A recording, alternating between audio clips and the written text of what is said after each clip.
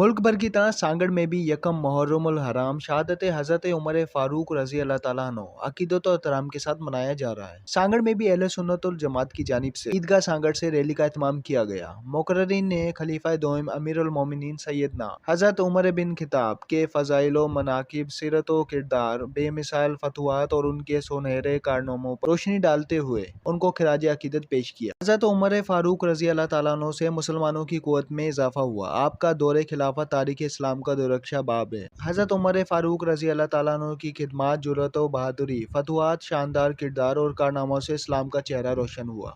کے دفاع کے لیے اللہ تعالیٰ نے صحابہ کا انتخاب کیا تھا۔